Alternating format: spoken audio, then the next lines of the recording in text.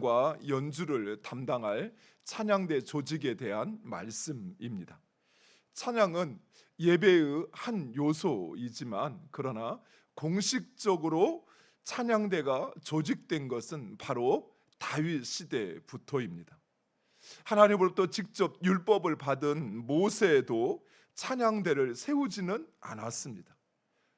그러나 다윗이 이처럼 찬양대를 세웠던 이유는 다윗은 그 누구보다도 찬양의 능력과 그 중요성을 알았기 때문입니다.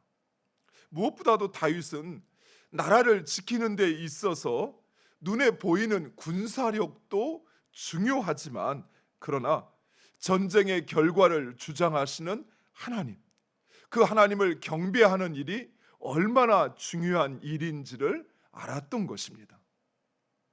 즉 하나님은 그 나라의 군사력을 보시고 그 나라를 지키시는 것이 아니라 하나님은 찬양과 예배를 받으시고 그 나라 그것을 통해 그 나라를 지키시고 보호하십니다. 즉 하나님은 그 백성들이 얼마나 하나님을 경외하는지 그리고 그 하나님을 경외하는지라고 하는 것이 찬양을 통해서 나타나고 드러난다는 사실입니다. 하나님을 얼마나 경외하는지를 보시고 예배하는 자, 찬양하는 자를 지키시고 보호하신다는 사실입니다. 대표적으로 역대하 20장에 보면 모압과 암몬 그리고 마온의 연합군이 이스라엘을 쳐들어오게 됩니다. 이때 이스라엘 남유다의 왕은 여호사밧이었습니다. 여호사밧은 이 소식을 듣자마자 굵은 베옷을 입고 금식을 하며 백성들에게도 금식을 요청합니다. 그리고 하나님께서 기도하는 그들의 기도를 들으시고 하나님의 약속의 말씀을 주시자 여호사밧은 백성들에게 오직 여호와를 의지하라 권면하더니 군사들 앞에 예복을 입은 찬양대를 세우고는 그렇게 행진을 하게 합니다. 한번 생각해 보세요. 찬양대를 행진하게 하려면 찬양대가 전쟁터 앞에 나가는 것이 아니라 군사들이 앞서 나가고 그들을 그 뒤에 군사를 뒤에 찬양대가 따르는 것이 순서일진데 여호사밧은 먼저 찬양대를 앞세우고 군사들이 그 뒤를 따르게 했던 것입니다. 그런데 이 찬양대의 찬양이 시작되자 하나님께서 이 적군들을 혼란케 하시어서 적군들이 자기들끼리 치고받고 서로 싸우기 시작하더니 결국은 그 모든 연합군이 그 벌판에 쓰러져 죽고 말았습니다. 이스라엘은 싸우지도 않고 그저 하나님을 찬양하는 것만으로 전쟁에서 승리했던 것입니다. 그렇습니다.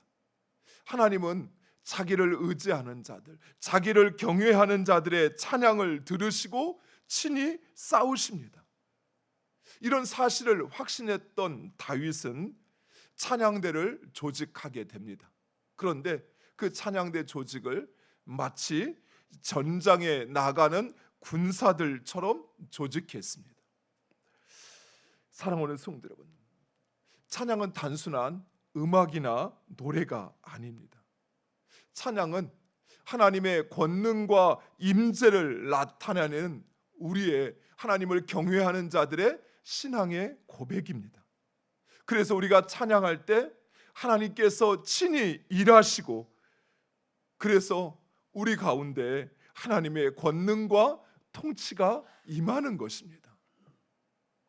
우리가 간구하는 것이 아니라 찬양할 때 하나님께서 우리 가운데 함께 하시고 그리고 하나님의 권능으로 또 하나님의 다스림으로 우리를 주장하신다는 사실입니다. 따라서 찬양대는 단순히 노래하는 자들이 아니라 하나님의 영적 군대입니다. 찬양대는 예배라는 전장, 영적 전쟁터에서 영적 전투를 수행한다는 확신을 가지고 있어야 합니다. 그래서 영적인 예민함이 있어야 돼요. 즉 자신이 전쟁터에서 싸우고 있다는 사실을 깨어서 확신해야 하는 것입니다. 그리고 지혜를 가지고 무엇보다도 자기 생명을 드리는 사명의식으로 감당해야 한다는 것입니다. 생각해 보세요. 전쟁터에서 군사들이 싸우는데 분위기 보다가 언제든 도망칠 준비하면서 싸운다면 결코 그 전투에서 승리할 수 없죠. 이순신 장군이 말했던 것처럼 죽을 것을 각오하고 싸워야 승리할 수 있죠. 죽고자 하는 자는 살 것이요 살고자 하는 자는 죽을 것이다 라고 말한 것처럼, 이처럼 찬양대는 자기 생명을 걸고 찬양하는 영적 전투를 하고 있는 군사라는 사실입니다. 그리고 우리의 찬양은 예배 시간만이 아니라 우리의 삶의 모든 시간 드려져야 하는 것입니다. 왜냐하면 우리의 찬양을 받으시는 하나님은 우리 예배의 대상이기도 하지만 또한 그 하나님은 우리의 삶의 주인이십니다. 따라서 예배 시간만이 아니라 우리의 삶의 모든 시간, 우리의 삶의 주인이신 그 하나님께 찬양을 드려야 한다는 것입니다. 다윗은 아삽과 헤만과 그리고 여두둔을 총책임자로 하여서 24 반차의 찬양대를 조직합니다. 이것은 이 찬양대가 1년 내동 찬양을 한 것이 아니라 이 찬양대원들을 각각 24개 반차로 나누어서 1년에 2주씩 각각 한 번 찬양대에 서서 찬양을 하게 했던 것입니다. 그리고 아삽과 그의 아들들은 목소리로 찬양을 하고 여두둔과 그의 아들들은 수금으로, 헤만과 그의 아들들은 비파와 제금과 나팔로 하나님을 찬양하겠습니다. 그런데 특별히 오늘 본문 5절에 헤만을 가리켜 하나님의 말씀을 가진 왕의 선견자라라고 이야기합니다. 그런데 그뿐만이 아니라 역대상 29장에 가면 아삽을 선견자라 이야기합니다. 그리고 역대하 35장에서는 여두둔을 선견자라 이야기합니다. 즉 하나님의 찬양과 연주를 담당했던 이 세 사람 모두 하나님의 선견자였던 것입니다. 선견자는 하나님의 영이 감동되어 하나님의 뜻을 왕과 백성들에게 전달하는 역할을 합니다.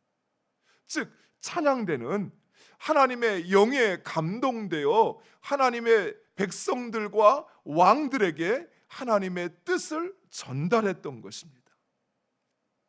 사랑하는 성도 여러분, 이처럼 찬양은 단순히 사람의 감정과 기분을 위로하는 것이 아니라, 기쁘게 하는 것이 아니라 하나님의 뜻을 전달하는 메시지요, 찬양대는 그 메신저라는 사실입니다.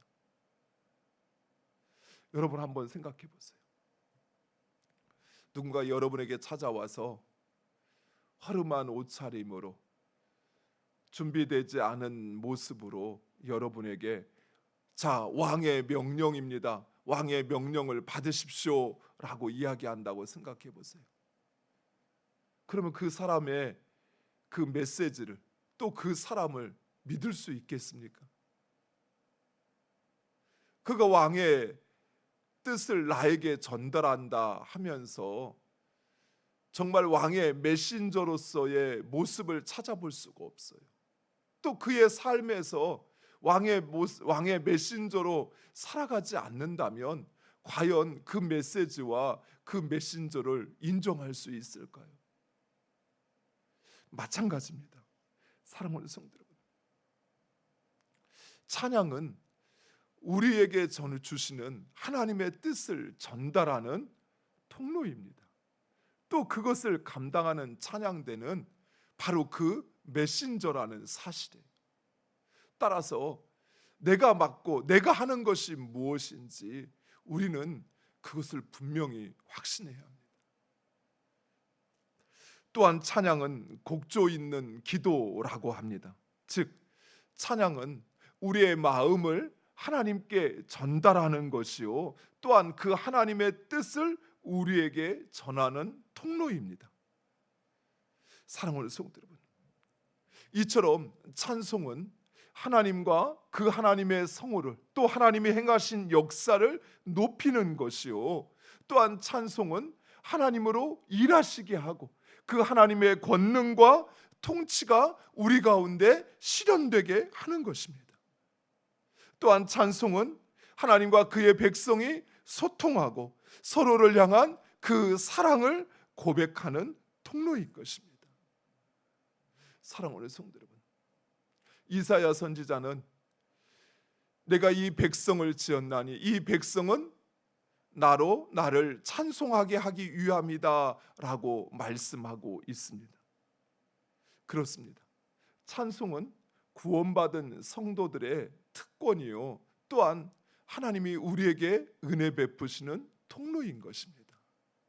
사랑하는 성도 여러분, 우리의 찬양은 바로 그 가치와 그 중요성을 가집니다.